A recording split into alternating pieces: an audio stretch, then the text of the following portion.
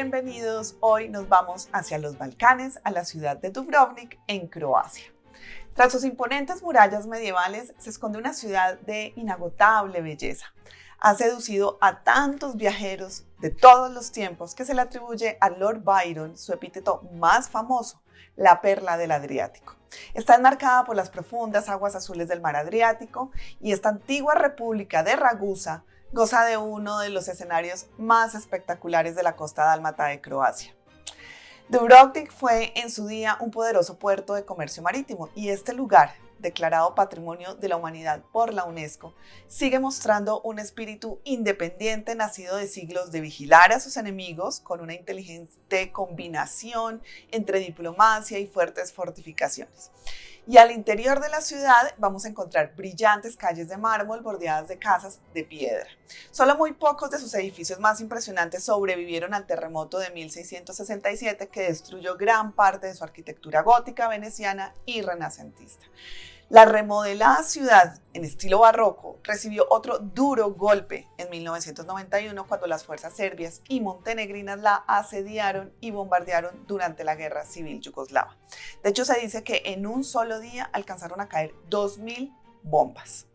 Pero con admirable rapidez la ciudad fue reparada de nuevo y hoy en día los únicos asedios que recibe provienen de los grandes grupos de pasajeros de cruceros y turistas que abarrotan las calles durante el día y durante las cálidas noches de verano, que aportan un ambiente mágico porque se celebran conciertos clásicos en los edificios históricos. Acompáñame a recorrer la ciudad de Dubrovnik, una ciudad que es orgullo para Croacia y toda una joya para Europa. Soy Juliana Hurtado, comenzamos.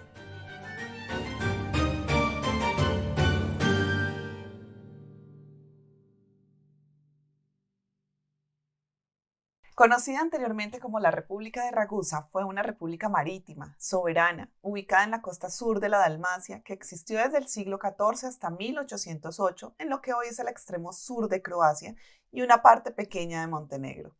Su lema era: la libertad no se vende ni por todo el oro del mundo.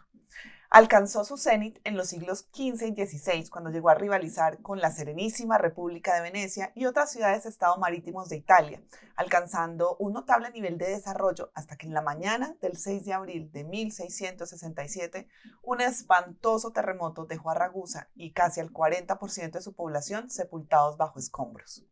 Esta catástrofe fue devastadora y la ciudad intentó recobrar su antiguo esplendor, pero en 1808 las tropas francesas de Napoleón se hicieron con la ciudad dando fin a la República de Ragusa. Tras la caída de Napoleón, en el Congreso de Viena se decidió que Ragusa pasaba a formar parte del Imperio Austrohúngaro. Un año más tarde pasó a llamarse Dubrovnik, que significa bosque de robles. Los sentimientos nacionalistas hicieron que en 1929 la perla del Adriático, junto con otras regiones de Croacia, pasará a formar parte del Reino de Yugoslavia y después de la Segunda Guerra Mundial de la República Socialista de Yugoslavia, comandada por el mariscal Tito. Tras la muerte de Tito comienza una serie de desencuentros entre los estados que conformaban Yugoslavia, desencadenando declaraciones de independencia que desembocaron en la Guerra Civil de los Balcanes. En este contexto, Dubrovnik fue asediada y bombardeada en octubre de 1991 por el ejército yugoslavo, compuesto por fuerzas serbias y montenegrinas, frente a las cámaras de televisión que registraron cómo una ciudad, patrimonio de la humanidad, quedaba destruida. Alrededor de 100 civiles murieron. Este triste capítulo de la ciudad, del cual los croatas no hablan mucho, pues prefieren mirar hacia adelante, puede ser recordado en el Museo de la Independencia de Croacia, ubicado en la fortaleza imperial del Monte Sert. Aquí se exhiben más de 500 objetos: armas, planos de guerra, documentos, fotografías, videos testimoniales, banderas, entre otros. En una de las salas del museo se proyecta un documental con imágenes del bombardeo sobre la ciudad amurallada y entrevistas a familias que lo perdieron todo. Es la mejor galería para conocer la historia reciente de Dubrovnik, pero hay que tener en cuenta que relata la guerra desde el punto de vista de los croatas.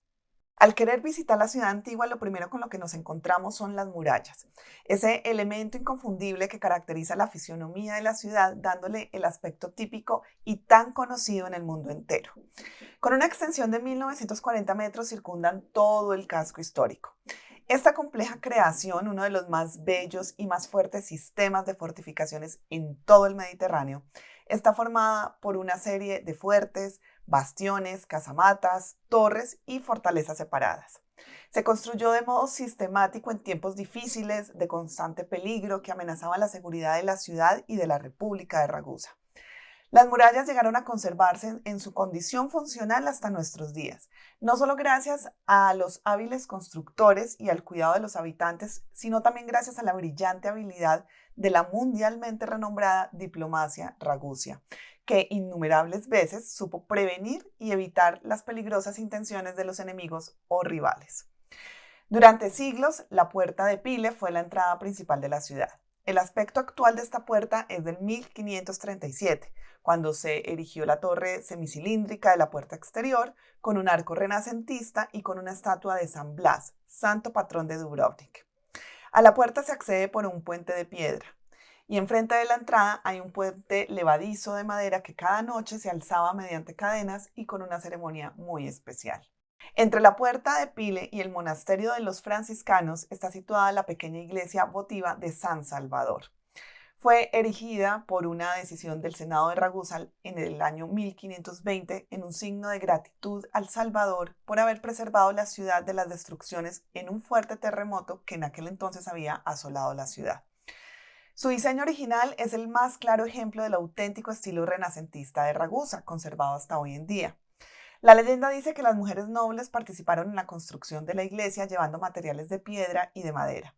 Un siglo y medio más tarde, en 1667, Dubrovnik atravesó otro terremoto, esta vez mucho más fuerte, que mató a la mitad de la población. La iglesia de San Salvador no ayudó a evitar el desastre, pero curiosamente fue uno de los pocos edificios que el terremoto no dañó. Durante la última guerra tampoco fue alcanzado por ningún proyectil. Curiosamente, durante la ocupación napoleónica, la iglesia se convirtió en un almacén de sal. Hoy en día, durante los meses de verano, en su interior se exhiben obras de pintores locales y se realizan conciertos de cámara. Por una entrada de la iglesia de San Salvador se accede al monasterio de los franciscanos. Comenzó a construirse a principios del siglo XIV y fue terminado a finales del siglo XV, aunque la mayor parte del convento se perdió por el terremoto de 1667.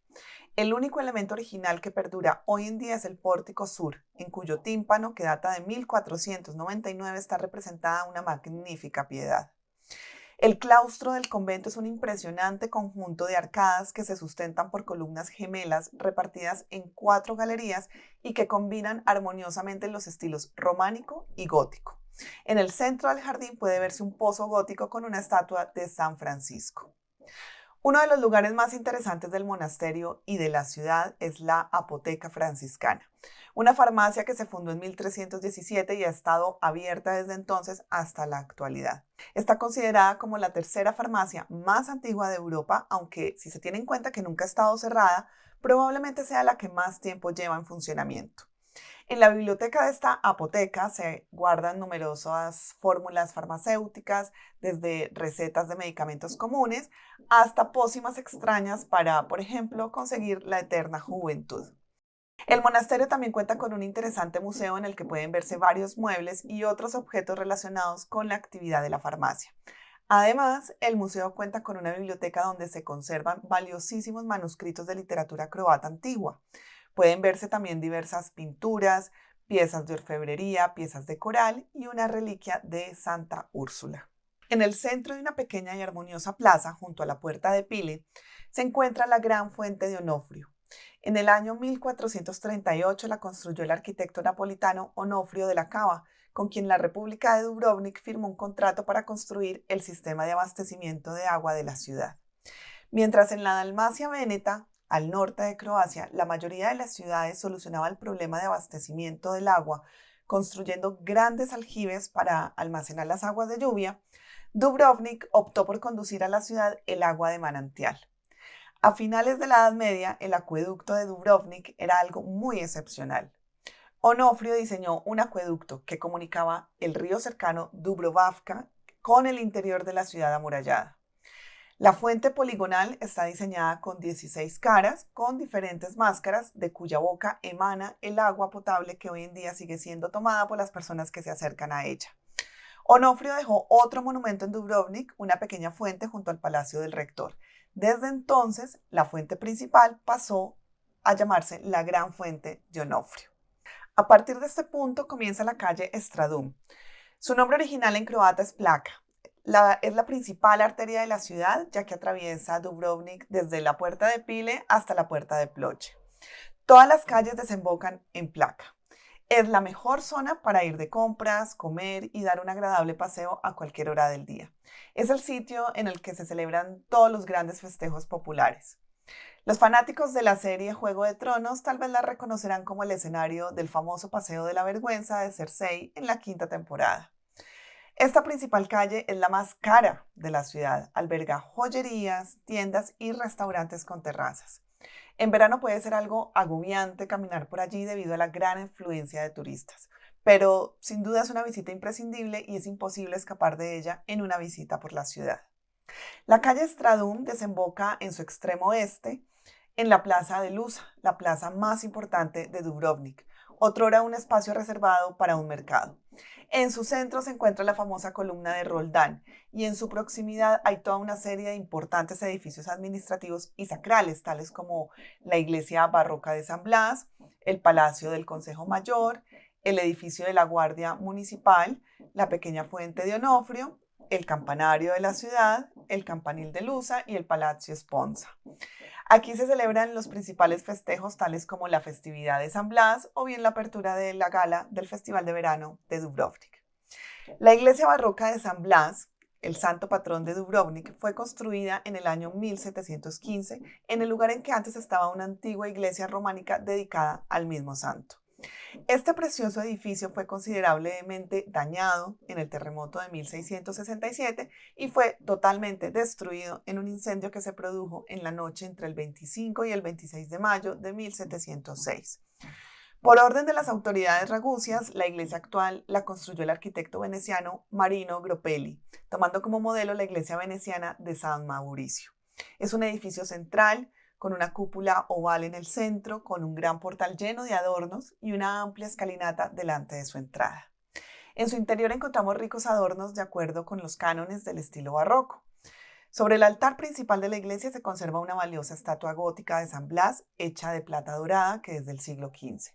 Por su calidad artística es una de las esculturas de máximo valor en toda la larguísima historia del arte ragusio. Además de poseer valores artísticos, también tiene un valor documental porque la figura del santo en su mano izquierda sostiene una maqueta de la ciudad de Dubrovnik en la que se pueden ver muy bien, se pueden distinguir los edificios destruidos posteriormente en el gran terremoto. La escultura misma es la única de entre las numerosas estatuas y objetos sacrales que sobrevivieron al incendio de la iglesia. Precisamente por eso, este mismo hecho se interpreta como una prueba de su milagrería.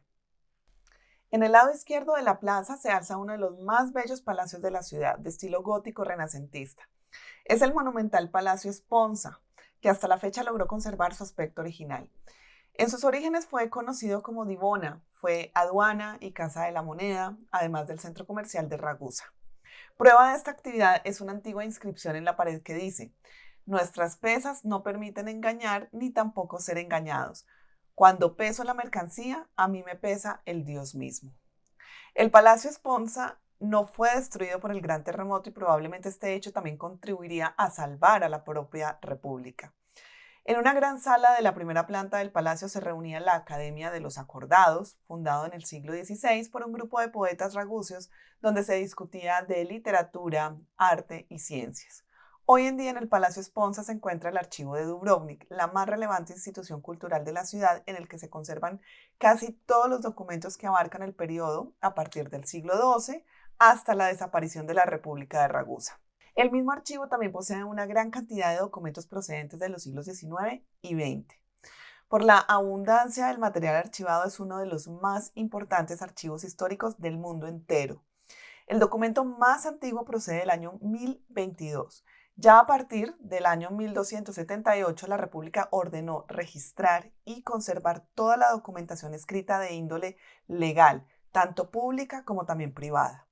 Los idiomas en los que los documentos fueron redactados son sobre todo el latín, el italiano, aunque muchos también están en croata y también en turco, español, ruso, griego moderno y árabe. Hay además mucho material archivado relativo a la historia de otros estados y otras naciones. En un extremo de la misma plaza y contiguo al edificio del ayuntamiento se encuentra el Palacio de los Rectores, uno de los más importantes y representativos monumentos de la arquitectura profana, no solo en Dubrovnik, sino también en toda la costa adriática. Hoy en día alberga el Museo de la Historia de Dubrovnik, una visita imprescindible de la ciudad. Desde su construcción en el siglo XIII sirvió como vivienda y sede de gobierno del rector de la República de Ragusa. A lo largo de la historia también fue usado como armería, sala de juicios y prisión. Su función más importante fue la de acoger al rector de Dubrovnik durante el mes que duraba su cargo.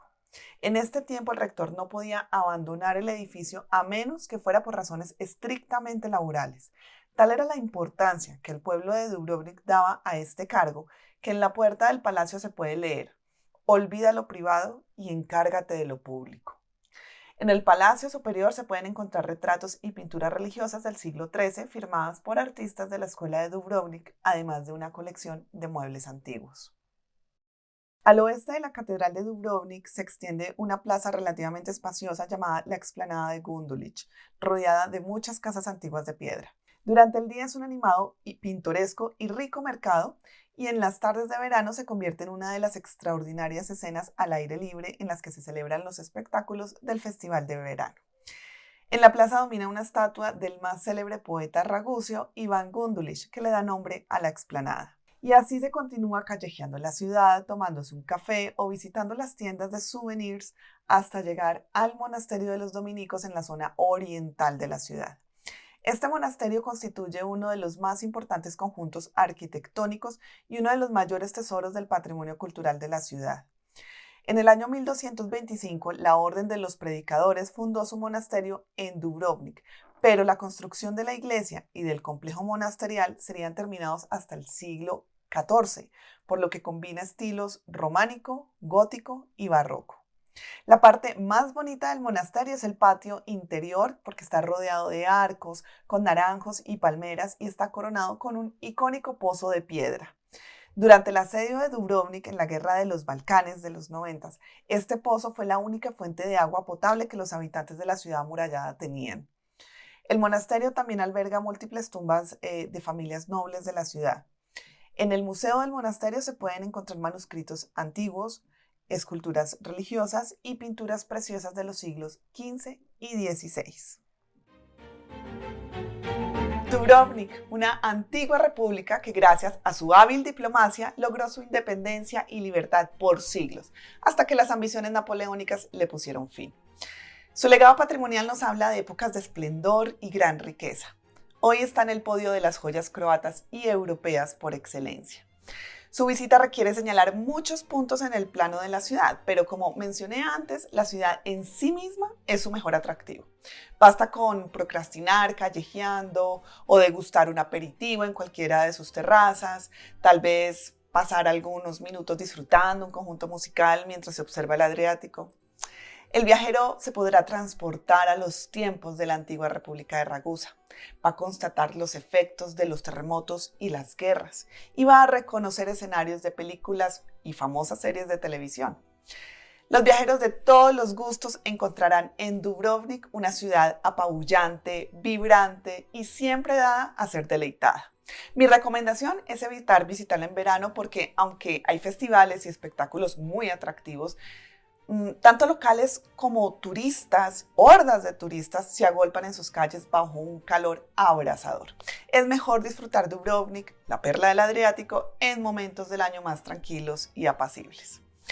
Únete a nuestros grandes viajes culturales en los que la plenitud intelectual se une con los viajes a través de nuestra página web o suscribiéndose a nuestro boletín de correo. Te dejo los links en la descripción. Dime en los comentarios si te gustó esta ciudad y no olvides darle me gusta al video, así como suscribirte al canal. Soy Juliana Hurtado, gracias por estar ahí y nos vemos en un próximo destino.